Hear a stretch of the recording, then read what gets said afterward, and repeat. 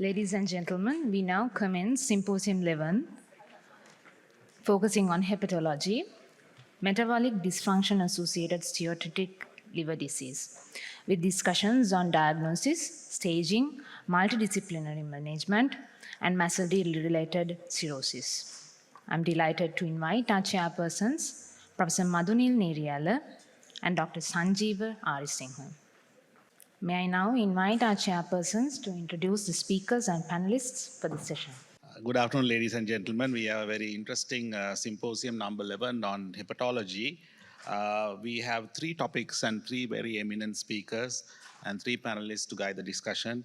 And my co-chairperson today is Dr. Sanjeewa Aryasinghe, who is a consultant gastroenterologist from the National Hospital of Sri Lanka, Colombo. And I'm Madunil Niriella from the Faculty of Medicine, University of Kelaniya. Sanjeewa, do you want to?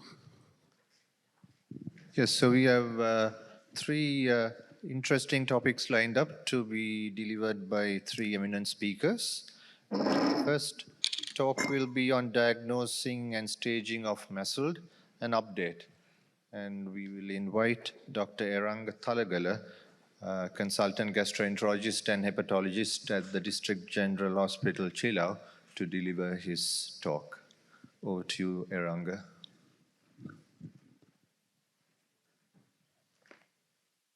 Thank you very much for the kind introduction, and also I would like to thank the CCP and the Sri Lankan Society of Gastroenterology for giving me this valuable opportunity. And today my task is to speak about diagnosing and staging of metabolic dysfunction associated liver disease, an update. So I have nothing to declare, and this would be my lineup. So what is MASLD? It is a subtype of steatotic liver disease in the presence of 1 or more cardiometabolic factors and in the absence of harmful alcohol intake. It's not a single disease entity, it's a spectrum of disorders. It could be either simple steatosis, or there may be inflammation, which is known as steatohepatitis, and there may be fibrosis, cirrhosis, and even hepatocellular carcinoma. And the disease burden of MASLD does not limit to the liver. It extends beyond the liver-related complications. It can be associated with cardiometabolic complications such as cardiovascular disease, heart failure, and certain arrhythmias like atrial fibrillation. And also it can be associated with oncological complications such as colorectal cancer and even HCC. And so I said that this is a subtype of steatotic liver disease. Then we should know what is steatotic liver disease. It is steatotic liver disease is excessive accumulation of lipid within the liver due to any cause. And it is detected by either imaging or liver histology. And by definition, there should be more than 5% of steatosis.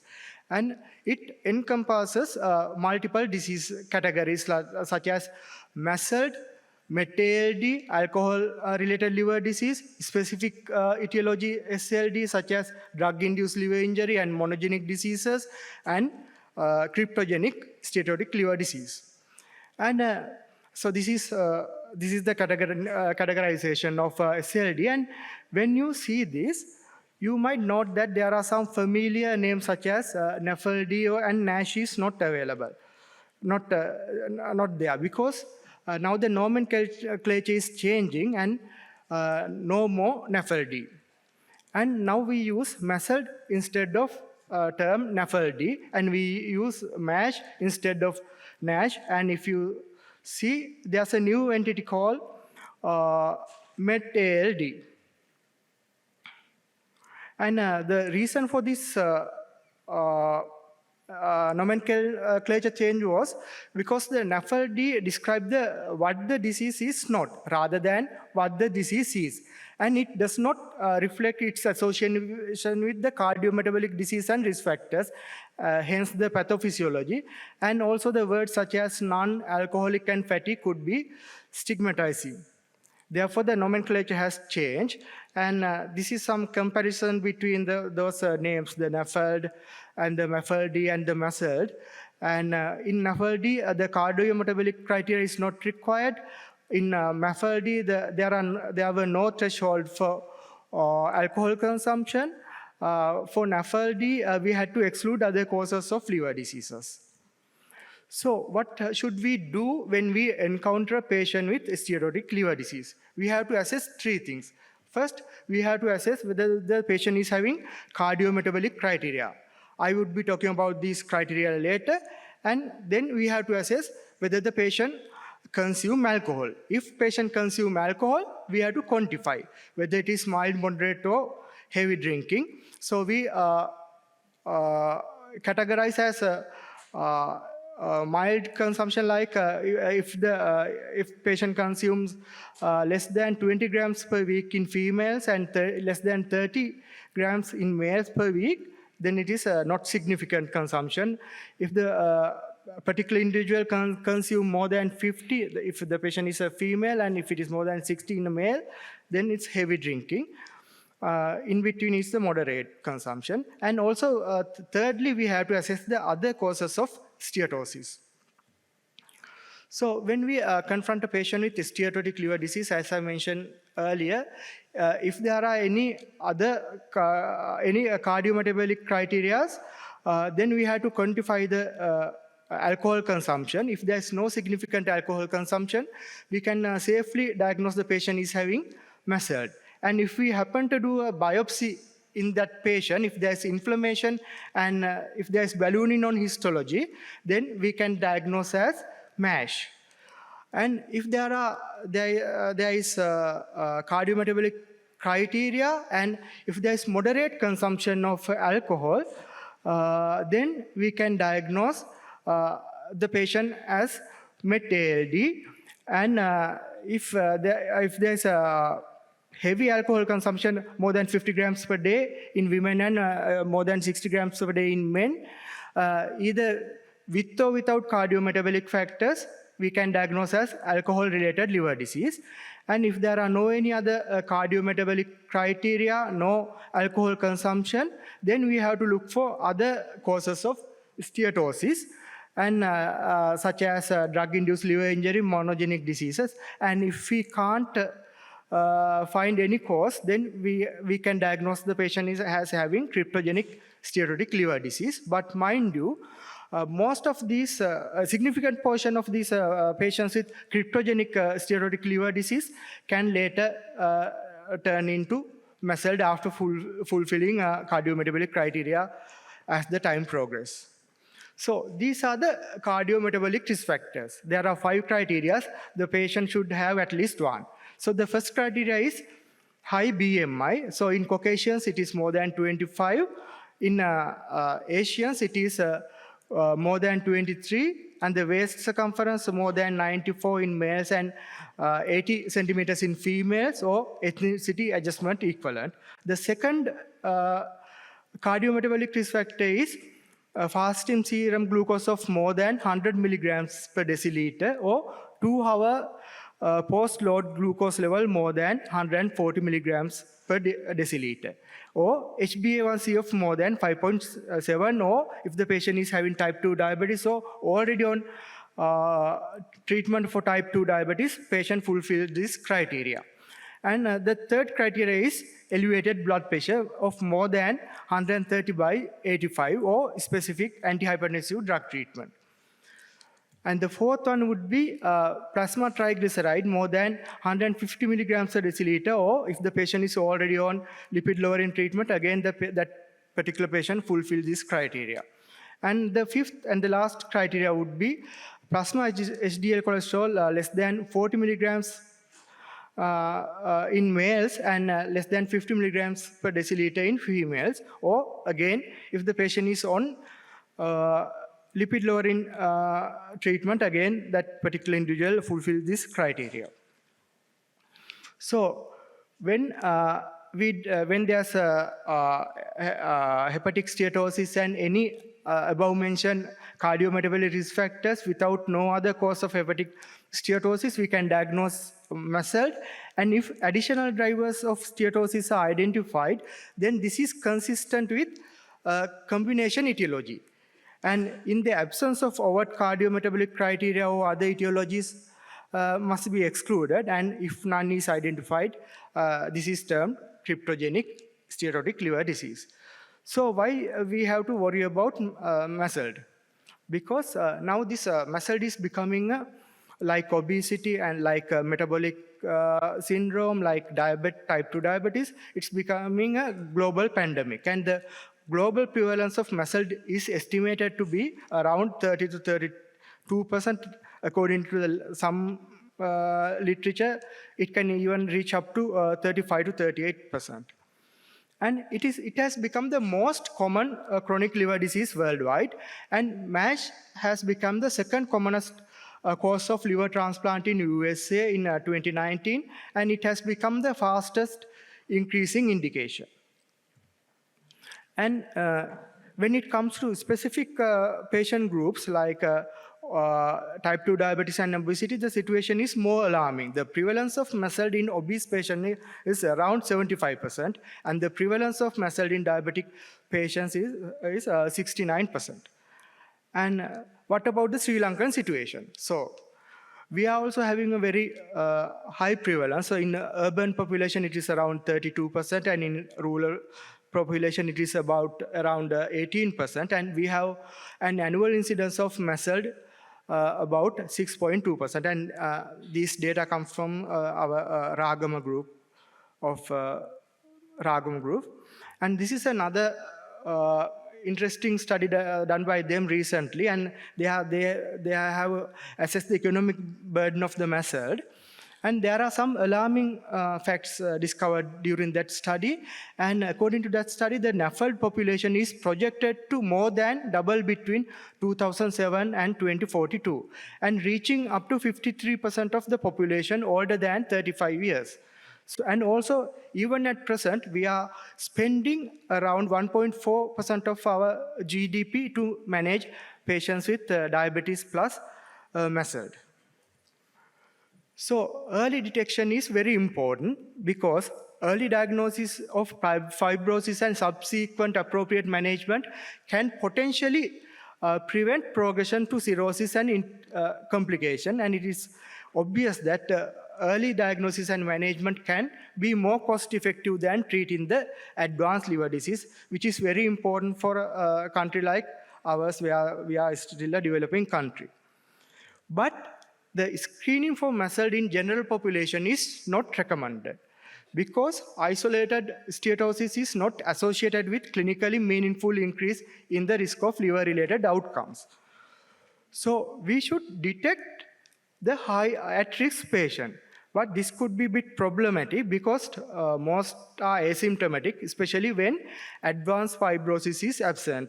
So we should focus on certain groups like type 2 diabetes, obese patient, because these patients have the strongest impact on the natural history of MASLD.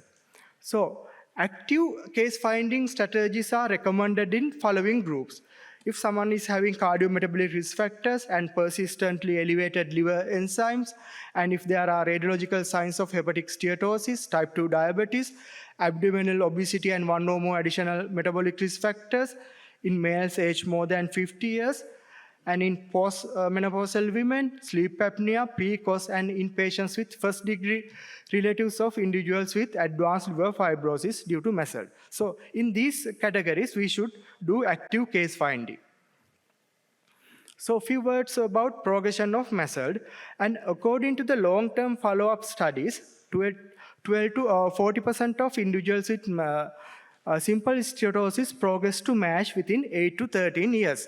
And approximately 15% of patients with MASH and early fibrosis progress to cirrhosis and or hepatic decompensation within the same time frame. And this percentage rise up to 25% among patients with advanced pre-cirrhotic fibrosis at baseline. And I would like to highlight a fact that this progression is bidirectional, and the HCC can even occur in pre-cirrhotic patients. So actually, more than 30% of MASLD-associated HCC occur in people without cirrhosis. So as the progression is bidirectional, if we manage the patient properly, we can even reverse the consequences of MASLD. So there are various risk factors which can be associated with MASLD progression. So as I mentioned earlier, the obesity and type 2 diabetes plays a major role, and also the genetics plays a special role, like PNPLA3 gene mutation, and also unhealthy diet and alcohol, and gut biases can also lead to progression of MASLD. About 80% of the patients are slow progressors, and about 20% of patients are rapid progressors. So the important question is how to stage and risk stratify the patients with MASLD.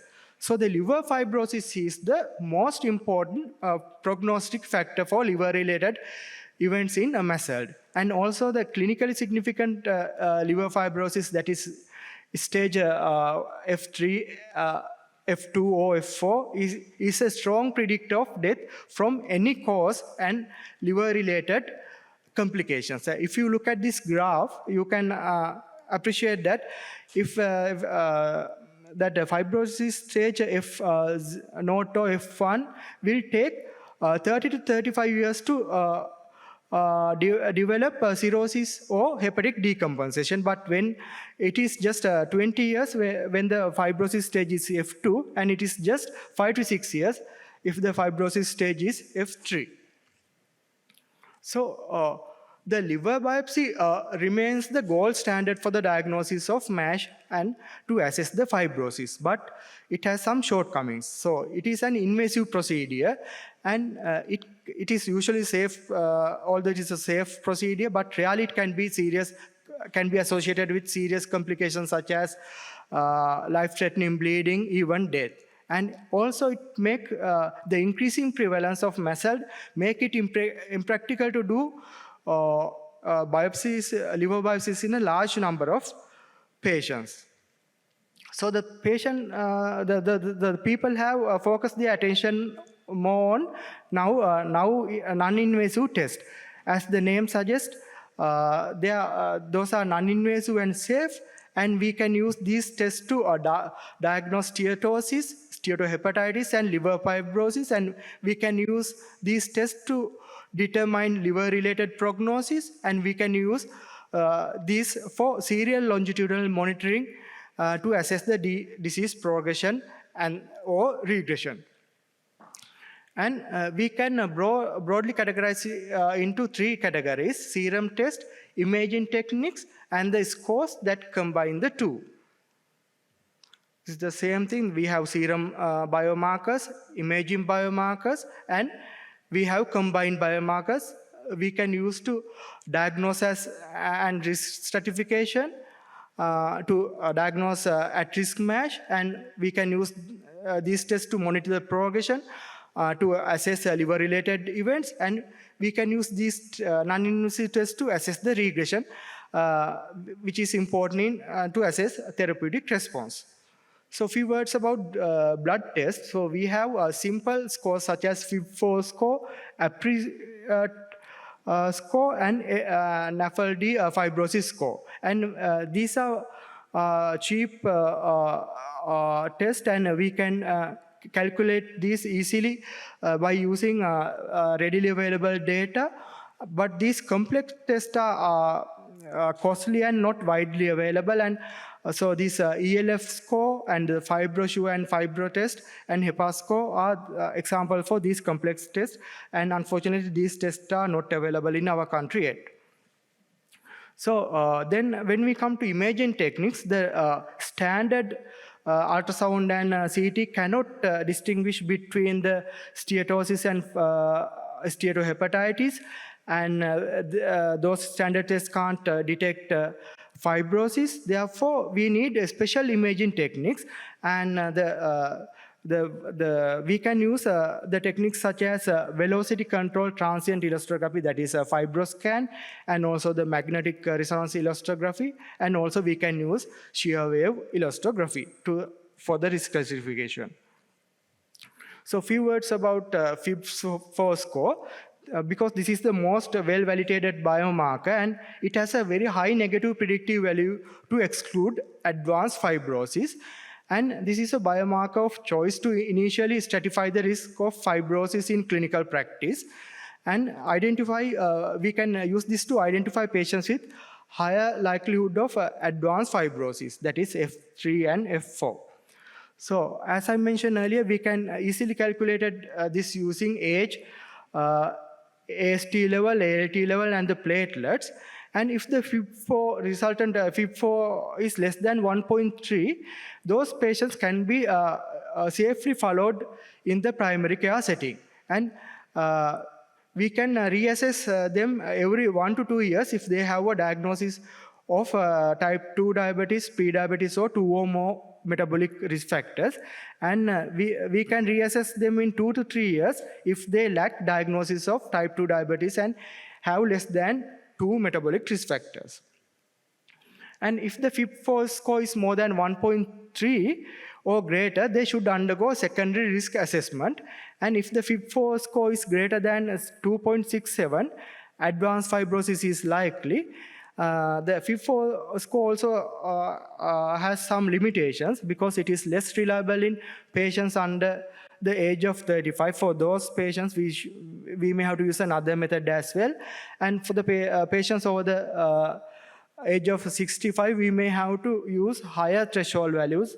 For example, we might have to use 2, not 1.3 in elderly population. Few words about FibroScan. So it predicts the decompensation and complication, and it is a rapid, non-invasive and a reproducible test, and it is painless. But it can give unreliable readings in obese patients, and if the patient is having ascites, and if there is active inflammation, and if there is tumors and congestion, it might give wrong readings. And also this FibroScan can be operator dependent. So the MR elastography has the highest accuracy, and it also can be used in obese patients, but it is costly and not widely available. So when we encounter a patient, type 2 diabetes patient or obese patient with 1 or more cardiometabolic risk factors, or a patient with a persistent elevated liver enzymes in the community level or at primary care, we should calculate the FIB4 score. If it is less than 1.3, we can reassess the FIB4 score every 1 to 3 years time. If the FIB4 score is more than 2.67, we have to do a hepatology referral. If the FIB4 score falls between 1.3 to 2.67, we have to do an alternative test such as FibroScan. If we do a FibroScan, if the stiffness is less than 8, again, we can, if it is more than 8, again, we have to do the hepatology referral. If it is less than 8, we have to intensify the management of comorbidities, and we have to reassess the FIB4 in 6 months or in 12 months. If it is less than 1.3, again, we go to the first arm. And if it is more than 1.3, again, we have to do other mode of non-invasive test and act accordingly. And patients with MASLD and non-invasive test results suggestive of advanced fibrosis or cirrhosis should be considered for surveillance of liver complications as per Baveno criteria. We have to do variceal screening as Baveno criteria, and we have to do hepatocellular carcinoma screening 6 monthly. And if someone is having MASLD and non-invasive is suggestive of advanced hepatic fibrosis, they should be monitored with serial liver stiffness measurements and using FibroScan or MR elastography, because there's a correlation with clinically significant portal hypertension and clinical decompensation, and we can predict the patient's course of disease by doing serial FibroScans. So now, what is the place of liver biopsy in the era of non-invasive test? The liver biopsy should be considered when the NIT results that are indeterminate or discordant, and if there is a conflict with other clinical, laboratory, or radiological findings, and if when alternative etiologies for liver diseases are suspected. So the liver biopsy is still indicated in these situations. So this is a chart illustrating various non-invasive tests and their threshold levels, which can be used to identify various stages of MASLD. With that, I come to my end of my talk. So my take-home messages would be, MASLD is a subtype of steatotic liver disease. MASLD is the commonest chronic liver disease, and fibrosis is the most important prognostic factor, and non-invasive tests can be used to diagnose fibrosis, risk stratification, progression, and to assess the response to treatment. And thank you. Thank you, Eranga, for that very comprehensive talk on the diagnosing and staging of MASLD. Next, we have Dr. Uditha Dassanayake, who is a senior lecturer in the Department of Medicine, University of Kelaniya, as well as honorary consultant gastroenterologist at the Colombo North Center for Liver Disease. And he will talk on the multidisciplinary management of MASLD, the role of the general practitioner and the generalist. Over to you. Thank you for the kind introduction, sir, and thank you, President and the Council of the CCP for giving us this opportunity to represent the SLSG. And thank you, Eranga, for that very comprehensive initial lecture which covered all the basics. So I'll try to keep my lecture short and not to repeat whatever Eranga has said. So basically, I'm going to talk about multidisciplinary management of MASLD, the role of GP and the generalists. So first of all, I mean, I'll try to just discuss MASLD as a multi-system disease. I would say not in the same way as something like SLE is a multi-system disease. MASLD, I would say, is more like a liver manifestation of a multi-system disease process. And if you had been present for the initial excellent lectures in the same hall about obesity and other metabolic complications, then you would realize that, in all the speakers' lectures, we are probably talking about the same thing mostly. It's just that the picture in the center changes. Sometimes it's the liver, sometimes it's the adipose tissue, sometimes it's the heart. But the multi-organ involvement and the interdependencies are common for all these conditions. So I'm just going to just touch on that a little bit. And then at the level of primary care for GP and a generalist, what the role of screening and risk stratification, the importance of that, and the primary management strategies and the important roles that a primary care physician can play, and of course about coordination and referral pathways. So as I think Eranga went through this in great detail, so I just wanted to highlight that now with the advent of this new nomenclature, with this new MASLD classification, metabolic dysfunction associated steatotic liver disease, it has actually become easier for you to understand this disease and to diagnose someone as having it.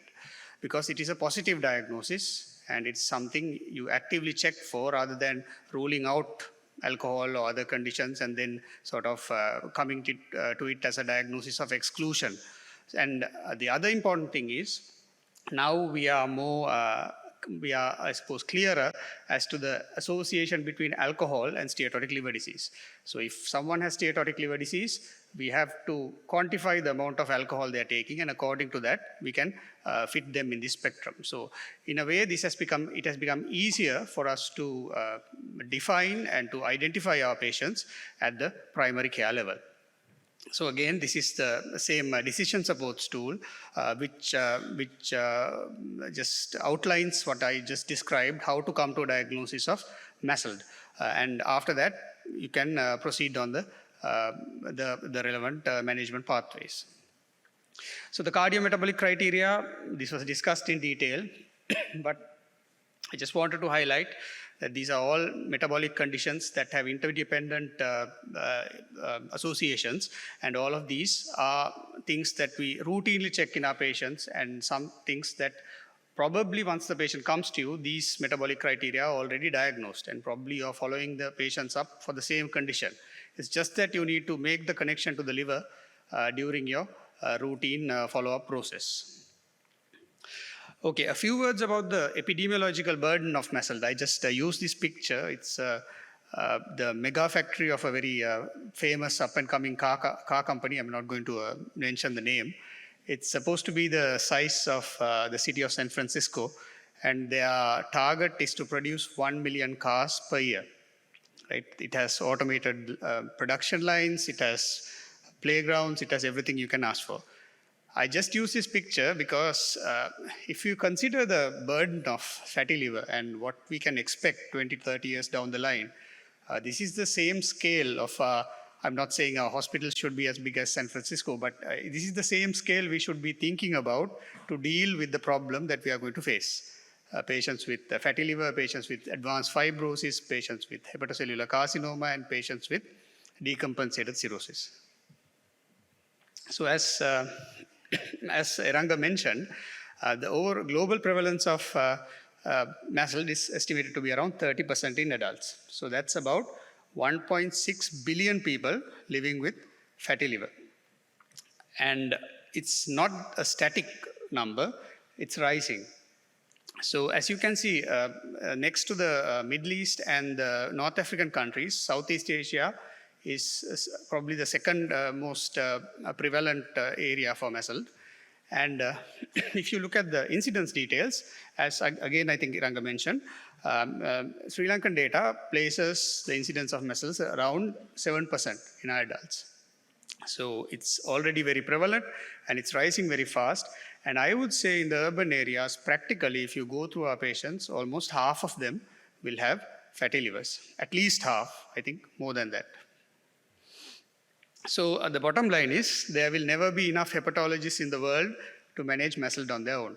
So that's why we need your help. And of course, we need to help each other to get through this problem and to make sure that this doesn't come to a point where we can't handle the caseload and all our patients can't be managed properly. So just to touch on the liver-related outcomes. So as I think Eranga went through this as well, but we need to understand that with time, with the presence of metabolic cofactors, the progression of MASLD to advanced fibrosis, cirrhosis, and hepatocellular carcinoma is accelerated.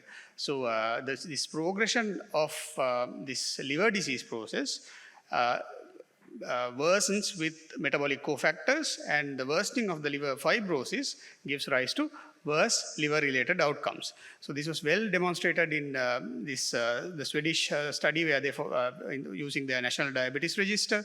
So they looked at the liver outcomes with each additional, those 5 metabolic traits, they took one by one and saw if, one fatty liver with 1 metabolic trait was different to a fatty liver with 5, and they saw that progressively there was an increase in the worsening of the liver-related outcomes with at each additional metabolic syndrome trait. And of course, we know that risks are higher if you get fatty liver with diabetes. So they are diabetic patients are 6 times more likely to have steatosis and almost 4 times more likely to progress to advanced liver disease. Then what about non-liver related outcomes? So just the presence of MASLD in a patient worsens their non-liver related outcomes. They will have higher rates of diabetes, non-fatal cardiovascular disease, coronary heart disease, heart failure, chronic kidney disease, obstructive sleep apnea, just to name a few. So again, I'm not saying that MASLD causes all this, but it's just an indicator that this patient has a general bad metabolic overall health. So if you look at the numbers, so obesity is present in about 50%, in MASH it's about 80%, and you have your cardiovascular diseases in more than 50% of patients with MASLD, and see higher incidence of CKD. Even polyps and even you can say even cancers can be higher in these patients. So overall, what I'm trying to get at is that to improve all these conditions, to sort of manage the patient with a holistic approach, MASLD definitely requires multidisciplinary care. That is to improve the global metabolic and liver health of the patient.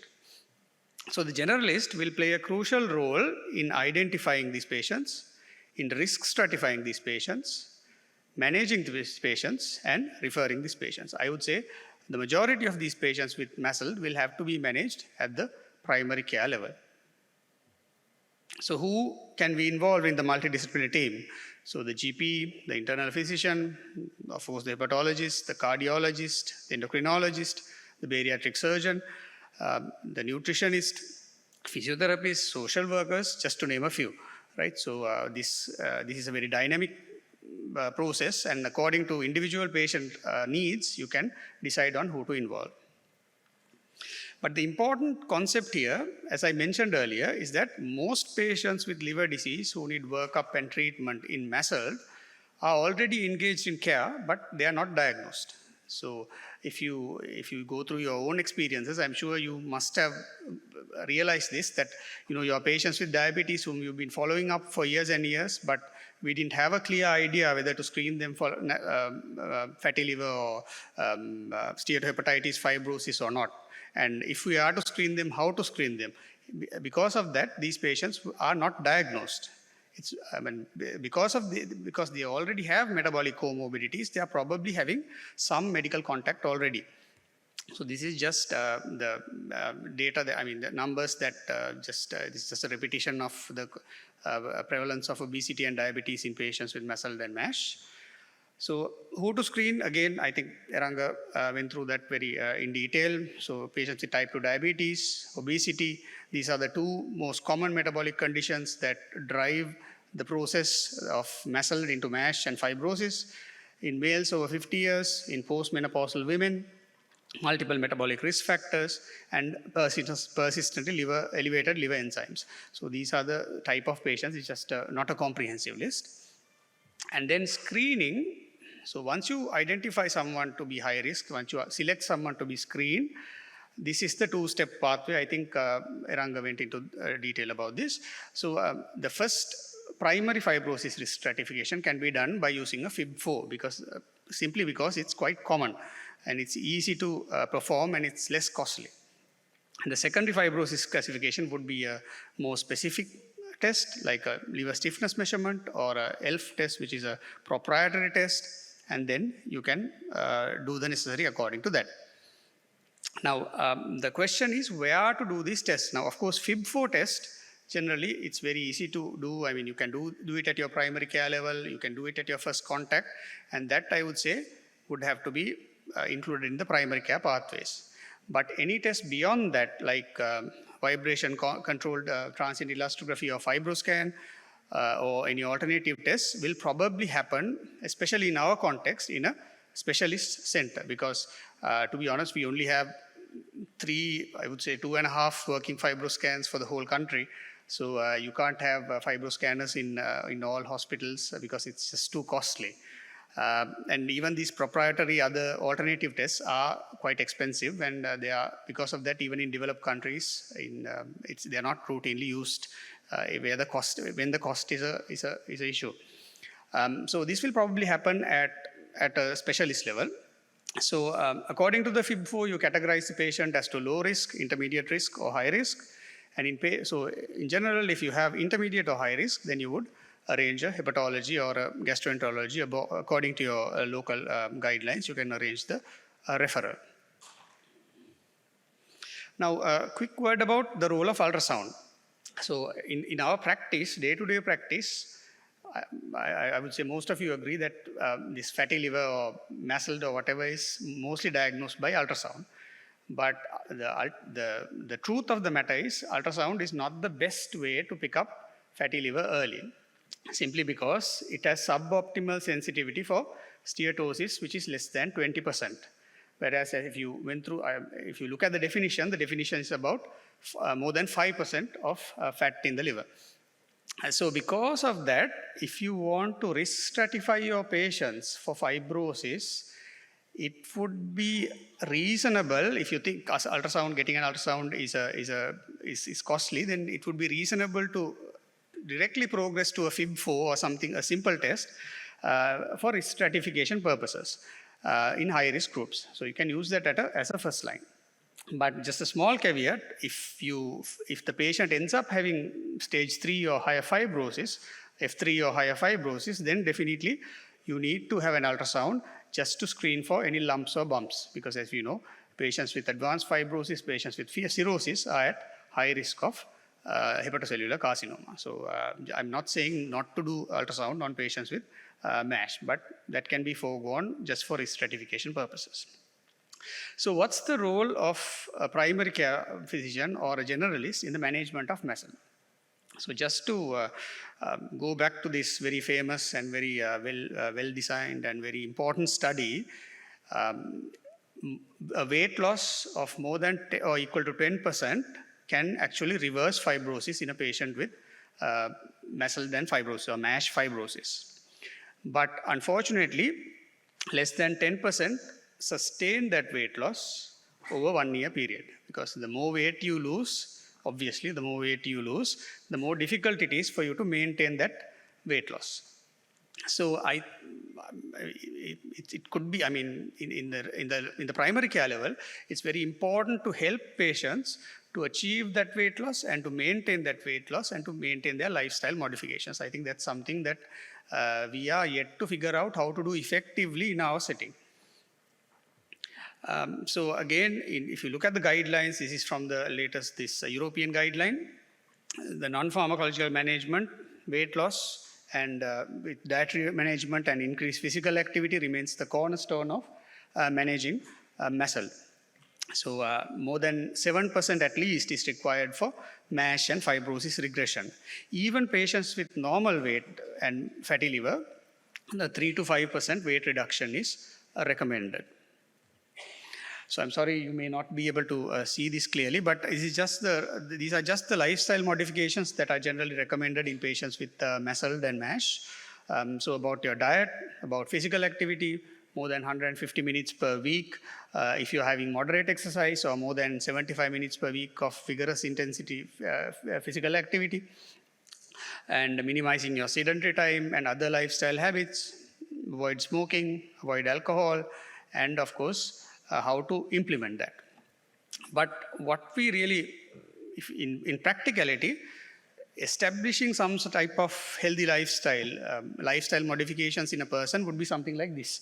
It would not be a linear graph going upwards to the sky. There will be lumps and bumps along the way. They will find it difficult to maintain that weight loss, and they will have some problems down the line, maybe some stressors, work issues, social issues that might prevent them from continuing on their path. So it's always important to have someone at the primary care level to support them through that weight loss or the lifestyle modification process. So it's a long and it's sometimes a very frustrating thing, but it's something that's very important in the primary management of MASLD. So how well are we doing? So if we don't have a lot of data, but from the data from the Ragama study, which followed up about 2,000 patients with MASLD, of course, they did not receive any intensive weight loss advice or any intensive therapy, but general primary care therapy and follow-up. About 700 patients were identified with NAFLD, and 7 years later, all 700 patients still had NAFLD. This was like before the MASLD of fatty liver, let's say fatty liver, but all of them had fatty liver 7 years later. I would say probably more people had because we were just following up these patients. But if you look at the other data, they had lost some weight, but it was statistically significant, but it was about 2%. So it's not up to the recommended 5% level, 5% or above level. So we need to do better, and we need to figure out how to do better, basically. So that's going to be our challenge. So if you look at the bigger picture, I would say, your society factors contributing to the development of MASLD, these type 2 diabetes, obesity are just metabolic things that encompass things, but there are a lot of things like food insecurity, financial issues, the access to healthcare. So getting someone, let's say a daily wage worker who's doing 3 jobs a day to eat better and eat healthier and exercise 30 minutes every other day, it's going to be quite challenging. So how to do that, I think it's going to be a major challenge. Just to touch on the new developments and the medical breakthroughs that have been happening in the field of management of steatotic liver disease. You know that there are now MASH targeted liver-specific therapy that have been FDA approved, resmetirom especially, and then recently semaglutide after the Essence trial data. So we can go for MASH targeted therapy in patients with type 2 diabetes or obesity especially. You can think about semaglutide and other GLP-1 receptor agonists. And of course, dyslipidemia, statins may not have any effect on the fatty liver, but it has an effect on progression of cirrhosis and other metabolic comorbidities. I was very happy to hear in a previous lecture that semaglutide, the patent is going to expire in 6 months, because as of now, most of our patients who will need resmetirom or semaglutide or any type of liver-specific therapy will not be able to afford it. So again, we need to figure out how to maybe manage their lifestyle better, or maybe use some alternative method, or how to make the drugs cheaper to prevent them from progressing into fibrosis and to cirrhosis. Because once they get to cirrhosis, once they decompensate, there's not a lot that we can do in our setting. So we do about maybe 15 to 20 liver transplant a year, and that's not going to be enough. So the referrals, so if you think the patient is at risk of advanced fibrosis, hepatology obviously, and optimizing cardiometabolic comorbidities, endocrinology, cardiology, and optimizing lifestyle changes, weight loss, nutrition referral, dietitian referral, exercise medicine, counseling, and importantly, clinical obesity, BMI more than 25 with other comorbidities. You can think about bariatric surgery. So bariatric surgery, even in compensated cirrhosis patients, if carefully selected, can be safely performed. So that's something you need to consider. And of course, if the patient has decompensated cirrhosis, then think about referring for hepatology and transplant. If they do have a transplant, they have excellent outcomes similar to other etiologies for liver cirrhosis. So the key takeaways I just wanted to highlight was that in the multidisciplinary management of MASLD, you have to focus on metabolic health, manage the underlying metabolic conditions and like obesity and diabetes, utilize your non-invasive tests. So FIB4 index is probably the most valuable thing you can use because it's simple, it's easily available, and know when to refer.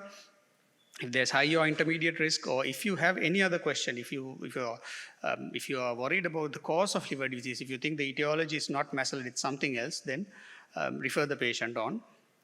And emphasize lifestyle changes. Try diet and exercise are the cornerstone of treatment. So try to help your patients, work with your patients to help them achieve a healthy lifestyle. Thank you.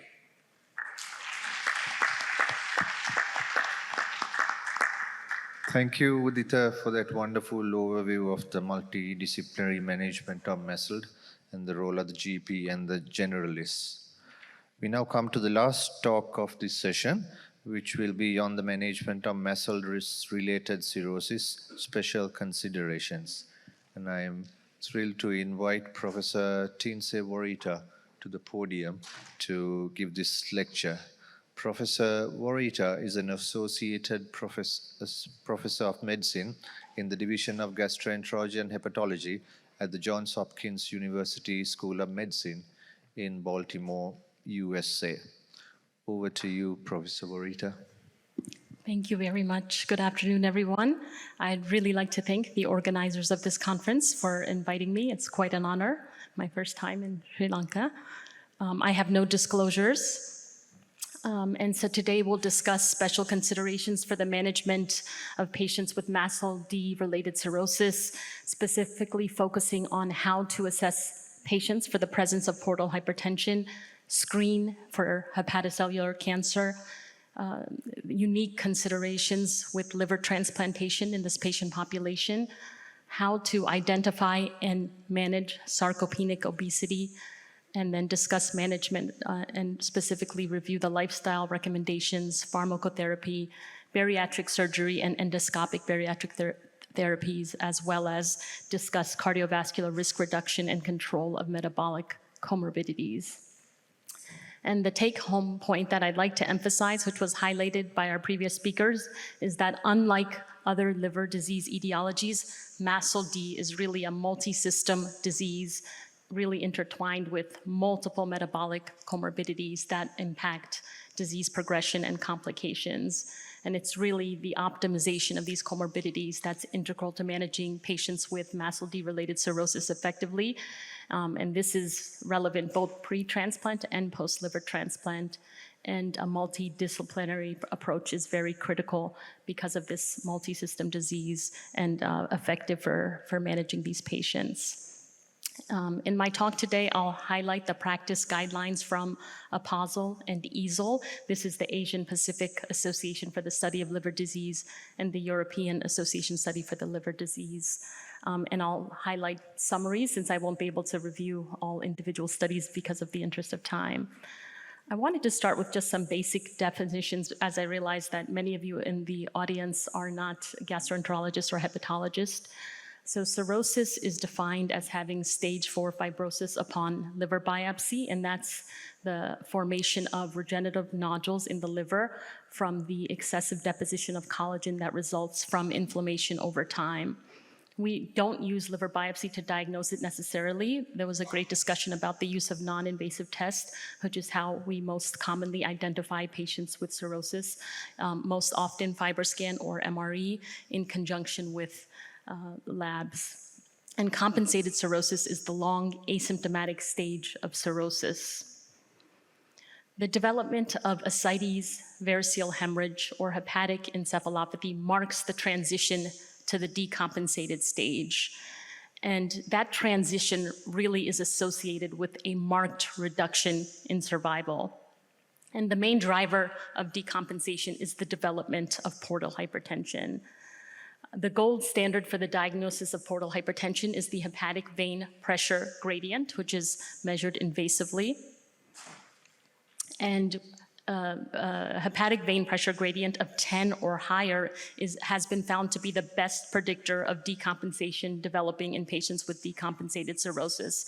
So that is how we define clinically significant portal hypertension, and it's at that value that patients can develop varices, ascites. And among patients with compensated cirrhosis, the presence or absence of clinically significant portal hypertension is really associated with differing outcomes, with higher risks of death and progression to decompensated disease in those with clinically significant portal hypertension. So once patients have cirrhosis, if they develop clinically significant portal hypertension, they may progress to having decompensated cirrhosis. We know that cirrhosis is the strongest independent risk factor for the development of hepatocellular cancer, and the development of these two outcomes leads to need for liver transplant or liver-related death. And as was highlighted by the previous speaker, because of the increasing prevalence of MASLD, we're seeing a big increase in the incidence of hepatic decompensation, hepatocellular cancer, and death related to MASLD cirrhosis, which is expected to increase 2 to 3-fold by 2030, and it is the most rapidly increasing indication for liver transplant. So how do we assess portal hypertension and manage it in patients with MASLD cirrhosis? Can we use non-invasive scores and liver stiffness measurements in place of hepatic vein pressure gradient and endoscopy in identifying individuals with clinically significant portal hypertension and likelihood of having varices requiring treatment? And the answer is yes. Over the past decade, the use of non-invasive tests has really changed our management of patients. We can not only use it to estimate liver stiffness and identify patients with cirrhosis, but with the Baveno 7 guidelines on portal hypertension in 2021, we are now using it to estimate portal hypertension non-invasively. So this is an ultrasound-based test that takes 15 minutes to perform. Unfortunately, it is not widely available, but when it is, it can really help us risk stratify patients and identify those with clinically significant portal hypertension. And it was the Anticipate study that was published in 2016 that provided a model to predict clinically significant portal hypertension based on liver stiffness measurement on FibroScan and platelet counts. And specifically in patients with MASLD, if a patient has a liver stiffness measurement on FibroScan less than 15 kilopascals and a platelet count above 150,000, we can essentially rule out clinically significant portal hypertension, and that patient is low risk, and we can actually circumvent the need for upper endoscopy for variceal screening.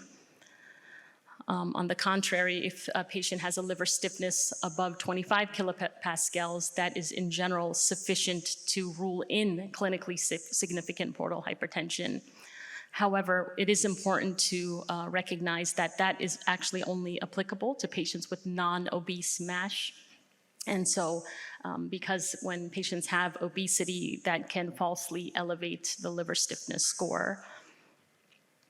So the Anticipate NASH model was created in 2024 that was actually adapted for patients with MASLD and incorporates BMI and was shown to be more accurate in predicting the presence of clinically significant portal hypertension. So this is a very valuable clinical tool for assessing risk of clinically significant portal hypertension and liver-related events in patients with MASLD cirrhosis and helping us decide when patients need upper endoscopy for variceal screening.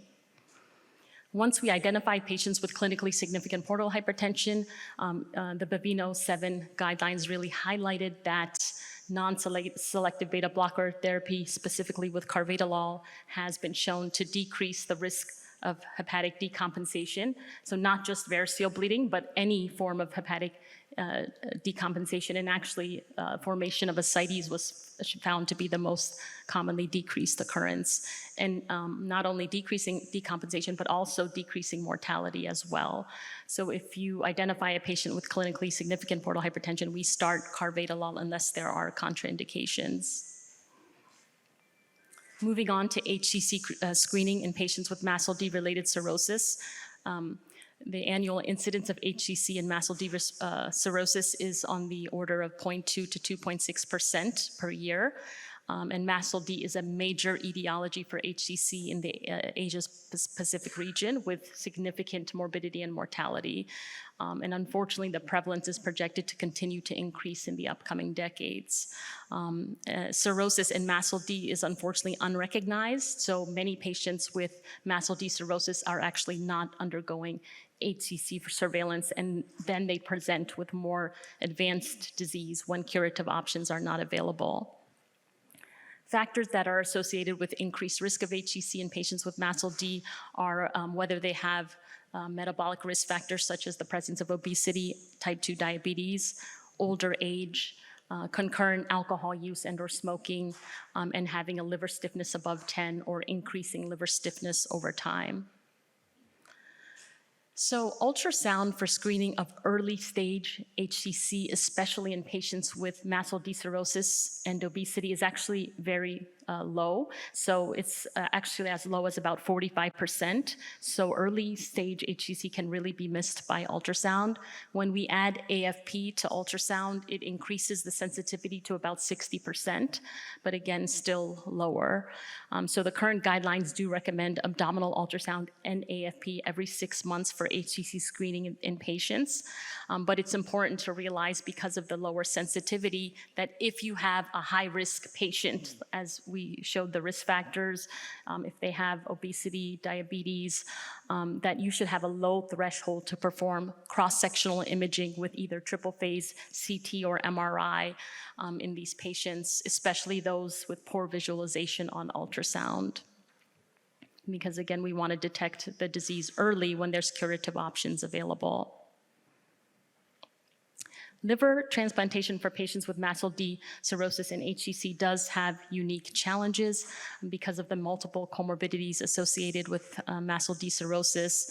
And this has really emerged as a leading indication for liver transplant globally for both decompensated cirrhosis and HCC. Patients on the liver transplant waiting list for waiting for liver transplant tend to be older, they have higher BMIs, they're more likely to have HCC, and they have significant underlying comorbidities, including metabolic syndrome, cardiovascular disease, and chronic kidney disease, and that all increases the short-term and long-term risks of transplantation. So they're very challenging to manage.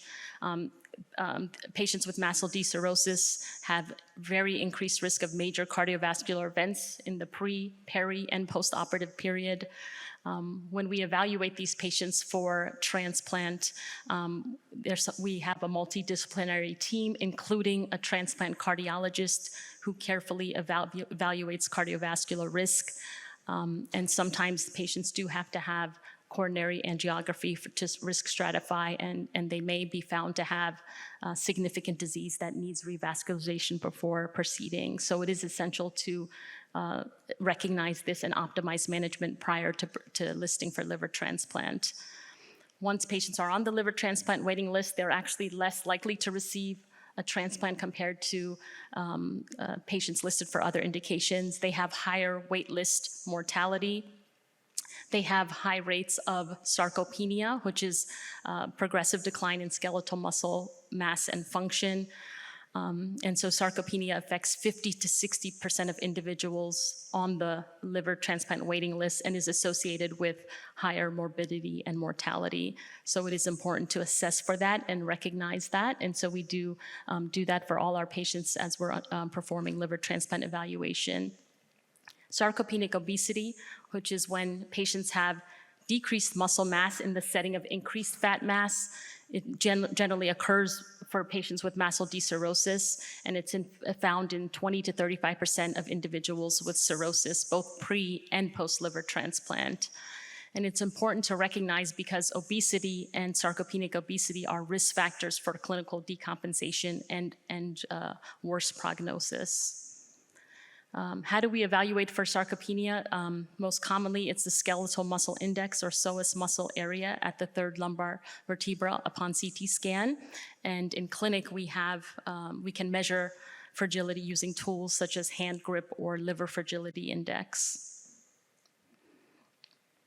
So in patients who have MASLD cirrhosis and obesity, what are the recommendations regarding lifestyle interventions, pharmacologic treatments, and bariatric surgery or endoscopic bariatric therapies for weight loss? So the guidelines are that patients should undergo therapeutic intervention aimed at weight loss with a focus on avoiding worsening of sarcopenia, which has been shown to improve outcomes. When we make lifestyle recommendations, we really have to consider the severity of underlying liver disease, nutritional status, and the presence of underlying sarcopenia or sarcopenic obesity. So if you have a patient who has compensated cirrhosis and obesity, we recommend a moderate weight reduction through lifestyle intervention, specifically moderate caloric restriction, moderate intensity physical exercise as first-line management. And it has been shown in studies that 5 to 10% weight loss through lifestyle interventions can actually improve portal hypertension in patients with cirrhosis and prevent clinical decompensation. But again, we really have to focus on evaluating to see if patients have sarcopenia and preventing the development of that. If you have a patient with cirrhosis, it can often be challenging to implement these lifestyle interventions, especially in decompensated cirrhosis, where patients may already have reduced appetite, they're unable to exercise because of physical limitations and frailty. And the optimum target for weight loss in patients, especially with decompensated cirrhosis, is unclear. These patients we monitor closely for the development of sarcopenia, and we try to prevent with the use of high protein energy supplements. So again, the management approach is focusing on weight loss with fat mass reduction while maintaining muscle mass and strength. And really, the considerations have to be personalized for each individual and ideally administered through a multidisciplinary team through a dedicated structure program.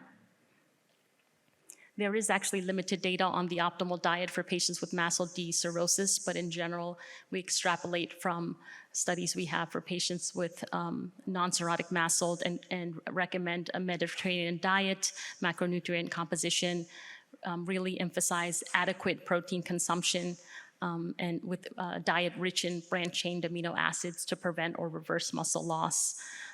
We recommend avoidance of prolonged fasting periods and complete abstinence from alcohol. If you do have a patient with sarcopenia or decompensated cirrhosis, we really emphasize the high protein diet as well as a late evening snack. And so to prevent accelerated starvation and related proteolysis, we need to make sure that the fasting intervals are shorter between meals and have patients eat every 4 to 6 hours and having a late evening snack containing complex carbohydrates and protein.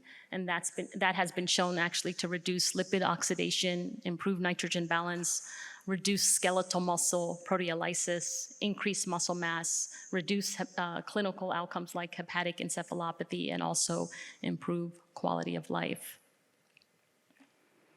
For patients with compensated cirrhosis, we recommend exercise to target 150 minutes of moderate intensity physical exercise per week. In addition to cardiovascular exercise, we recommend resistance training in the exercise regimen, which helps counteract the sarcopenia. And it's really been shown in studies that exercise can reverse sarcopenia, improve aerobic capacity, muscle mass, and strength performance measures, health-related quality of life, as well as portal hypertension.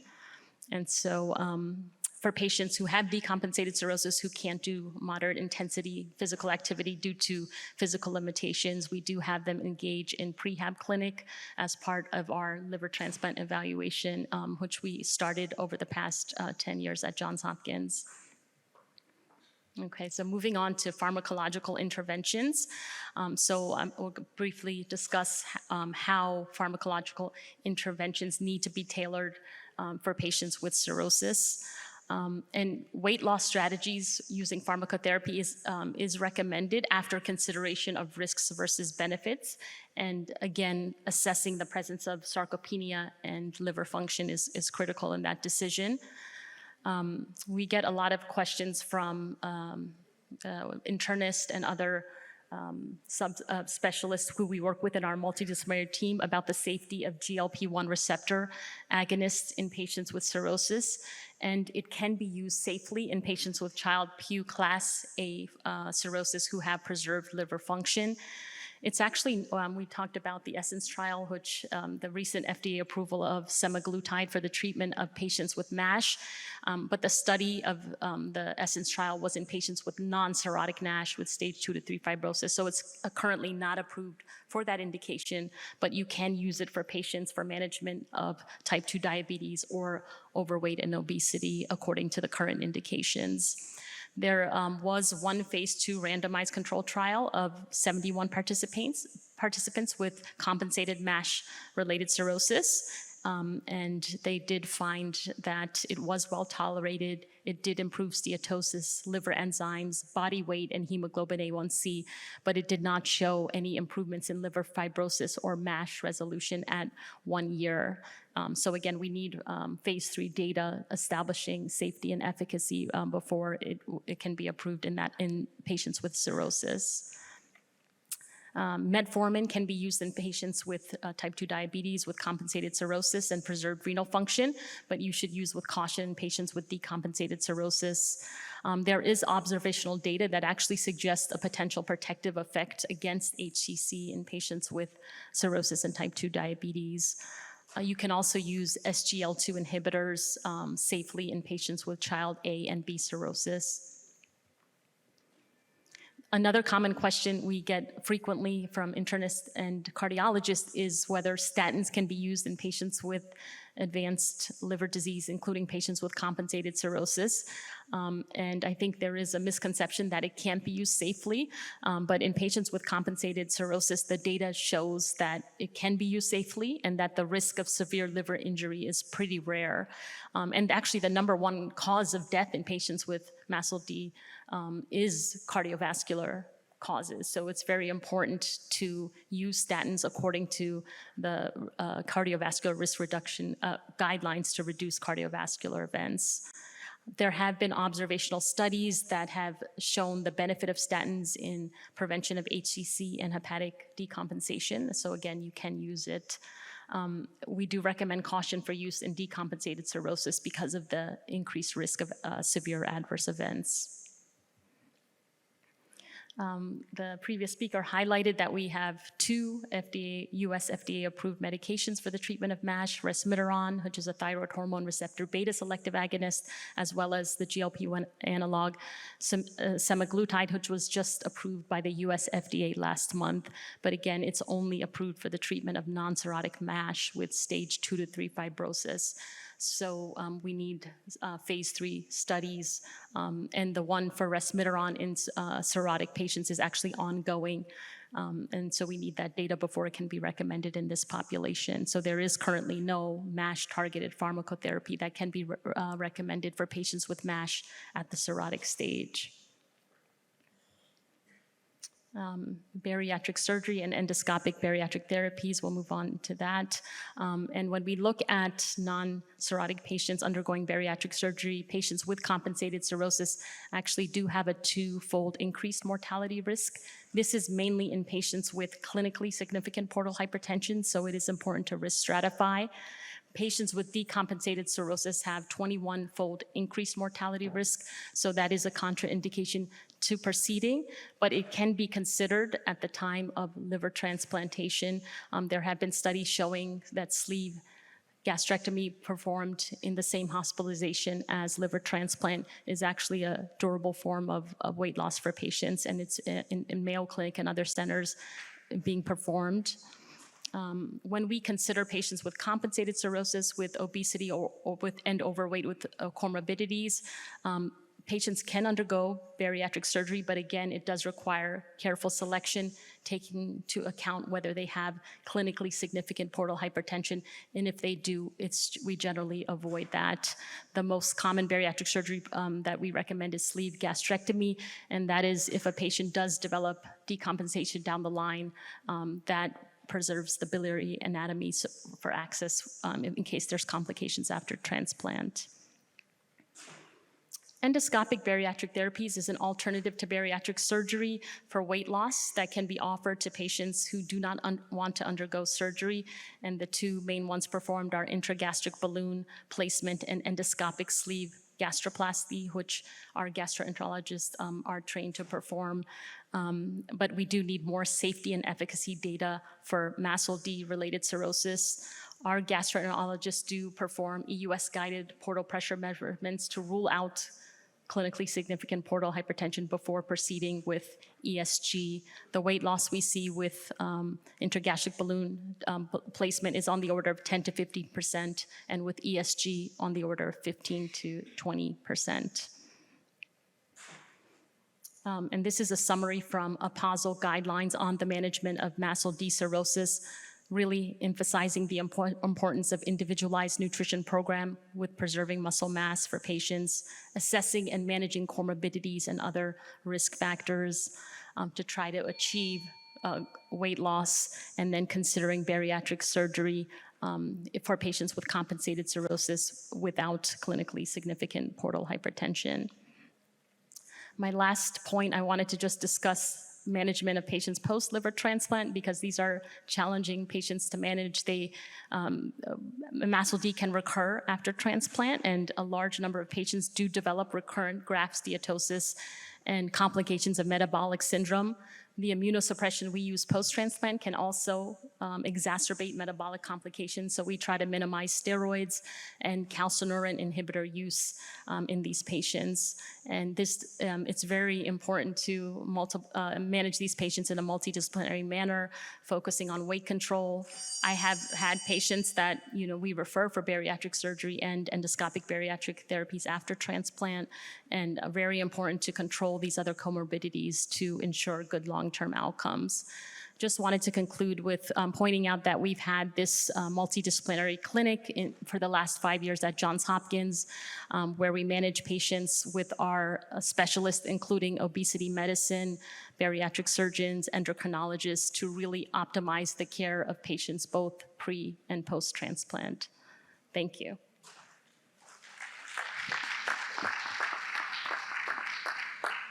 Thank you, Prof. Woreta, for that comprehensive overview on the management of MASLD-related cirrhosis. We have a panel discussion, and the audience can ask questions. If I can ask my co-chair to introduce the panelists. And can I ask all the speakers to come up and have a seat? Thank you. Thank you. Yes, can I invite the panelists onto the stage for the discussion? We already have on stage Dr. Mathis Heydtmann, who is the consultant hepatologist and honorary associated clinical professor of Dumfries and Galloway Royal Infirmary, UK. We have Dr. Hasitha Wijewantha, a consultant gastroenterologist and hepatologist from the teaching hospital Kandy. And lastly, can I invite Dr. Tharanga Liyanarachchi, consultant gastroenterologist and hepatologist from the District General Hospital, Gampa. We shall now open the session for questions from the audience. Yeah, my question relates to the usefulness of measuring the liver volume longitudinally in these patients who have fatty liver. Why I ask that is because we are trying to develop a technique of measuring the liver volume using the ordinary ultrasound. We've been struggling with it for the past 2 years, but very soon we'll crack it. But how useful will it be to assess prognosis as well as progress in liver disease, fatty liver disease? Thanks.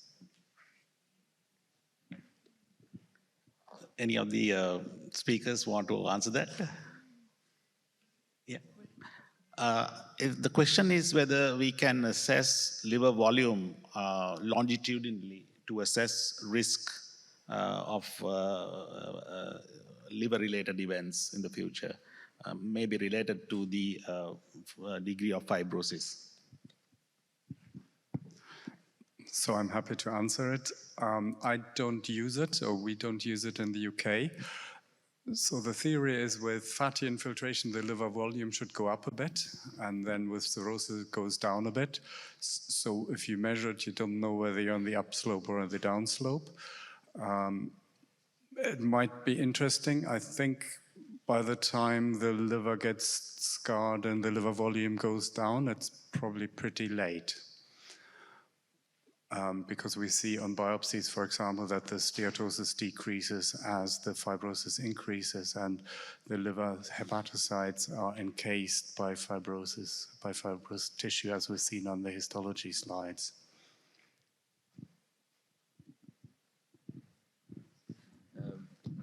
It can be used sometimes in acute liver failure patients.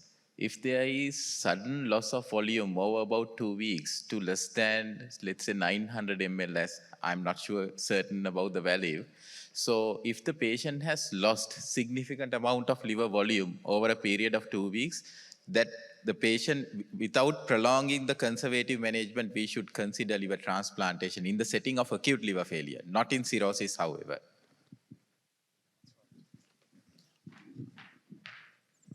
Yes, Haritha, yes. I have a little bit of a comment with regards to some of the bariatric data. Unfortunately, the GLP-1 inhibitors are very expensive. And Mingroni and colleagues did a randomized controlled clinical trial. It was published last year. So what that shows is that they randomized 400 patients to sleeve gastrectomy, gastric bypass versus best medical therapy, which included GLP-1. So in that, there was no significant difference between sleeve versus bypass. So clearly, especially in this part of the world, where GLP-1 medication costs long-term is going to be very prohibitive, I think one-time surgical costs for the surgery may be beneficial. So just a little bit of a thought from the panel, especially as to its usability as well as utility as a treatment for MASLD, even in the lower BMIs. Yeah, thank you for that comment. That's a very useful comment because the drugs have to be given continuously and they are prohibitively expensive to keep these patients on these drugs long term. And surgery might be a real useful modality in this setting if we can get the costs down of these patients. If I may ask a question from you, would you consider bariatric surgery in the presence of portal hypertension, or do you screen these patients very carefully to make sure that the HVPG is less than 10 before you go and do surgery on these patients with mast cell cirrhosis? One thing that we surgeons are scared of is portal hypertension. We don't mess around with portal hypertension. So clearly, but we are like child patients who, I mean, I think you described it beautifully. That's pretty much how we also approach things. If there is portal hypertension, I don't think the risk-benefit favors. But for cirrhosis, personally, it's so wonderful to see micronodular cirrhosis. You do a sleeve gastrectomy 2 years later, if you go for whatever reason, that has resolved. You can see macroscopic fibrotic changes changing in a very positive way. So it's very heartening. And also, just from we put our patients on a 2-week liver shrinking diet before we do bariatric surgery. And now we work the patients up with the FIB4 score, with the fibro scans, the same way you talked of, or the panelists talked about. But you can see a dramatic difference in the liver fat content when you put them on a liver shrinking diet versus those whom, some patients are ill-prepared, the heart failure population, you can see a dramatic change in those somewhat what we call emergency bariatric surgeries that we have done. Thank you. If I can ask a question from any of the speakers or the panelists. So the alcohol amount is just to stratify the patients into these new MASLD categories. Once you diagnose steatotic liver disease, probably there is no safe limit of alcohol. You should probably avoid.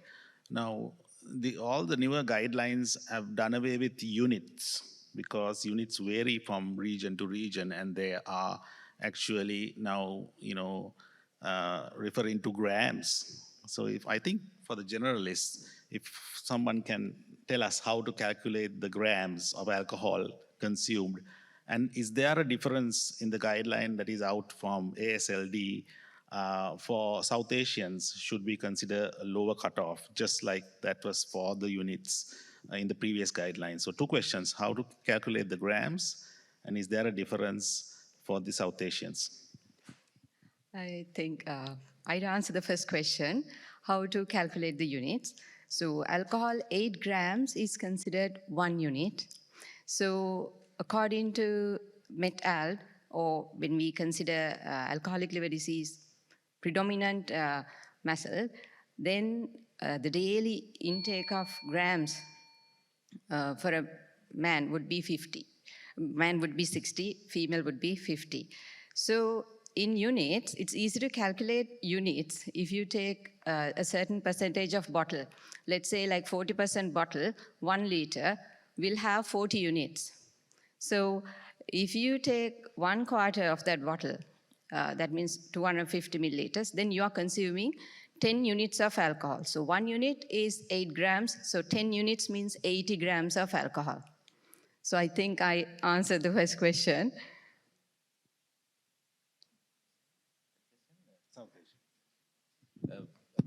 South Asians, I think the safe limits were, for Europeans, it was 21 and 14 previously. In South Asians, it's supposed to be 14 and 7.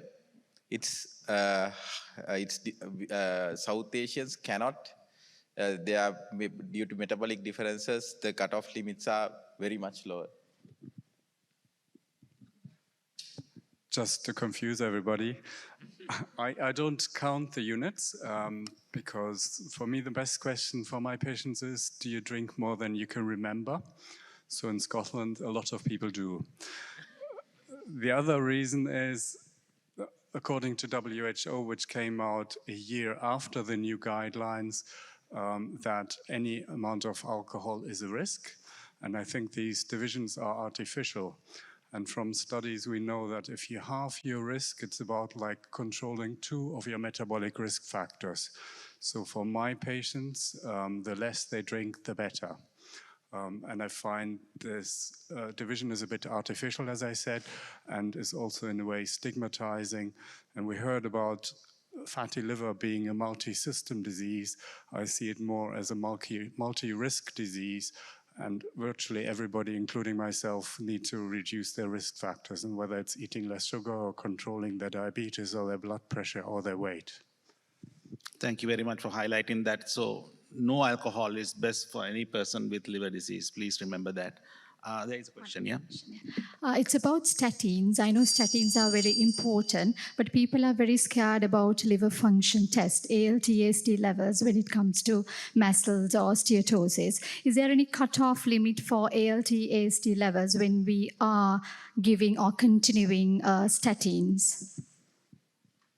Uditha, you want to answer some of that? Sorry, so your question was in terms of starting it, or once you start it, if you see an increase? In terms of starting and continuing. Yes, I mean, generally, if you start like a statin and you know, the level, the AST, ALT increase to a range of more than 5 times the upper limit of normal, we stop it. Yeah, because that could be a culprit. Again, the risk of severe liver injury from statin use is rare, but in general, if we see that, then we do stop it and look for improvement. It would be unusual to see just from MASH alone elevations in the 5 times the upper limit normal range. So.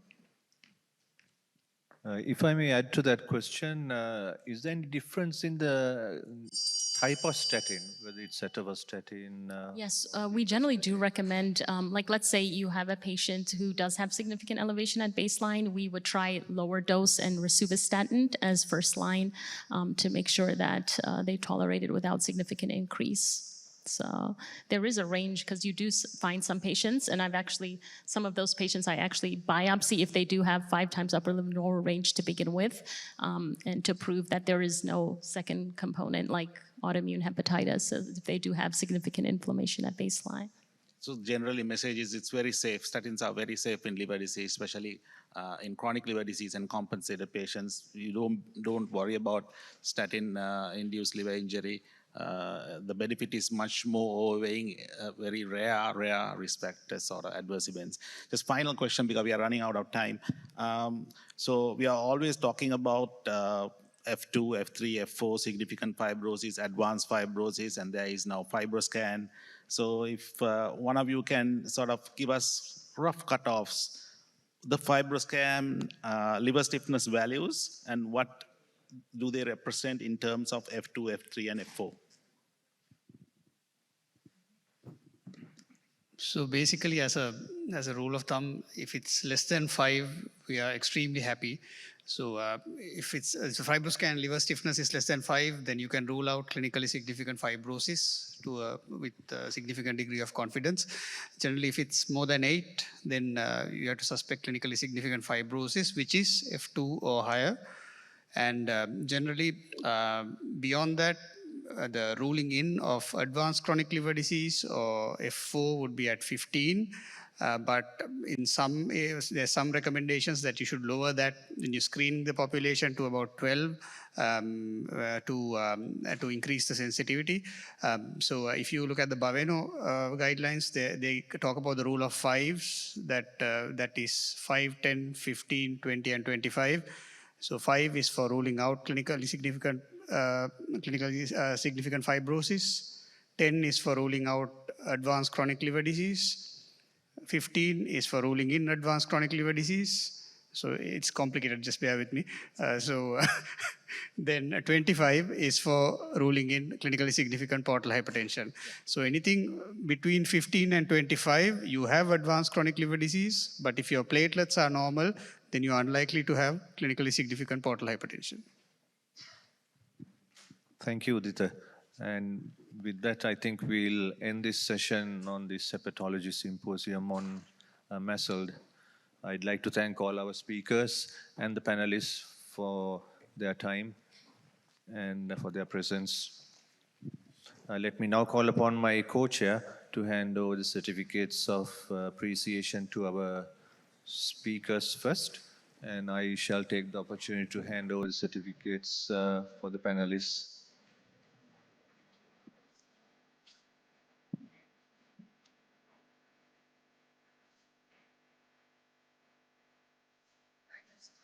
So first, Dr. Eranga.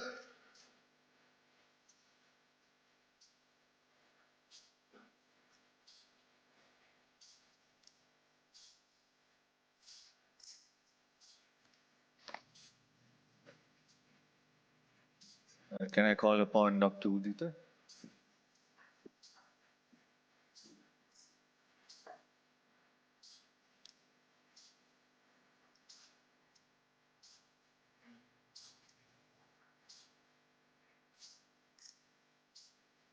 Can I call upon Professor Tinsay Woreta?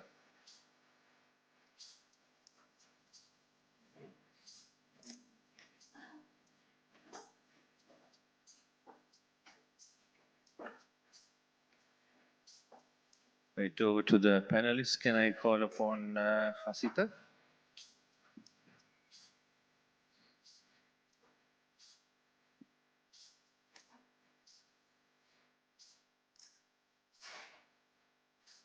Dr. Mathis.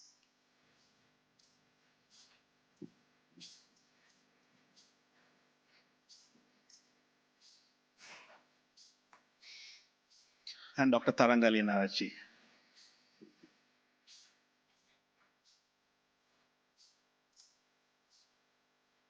Thank you very much. Thanks. I would also like to invite Dr. Aryasinghe to award the certificates and letters of appreciation to our chairpersons.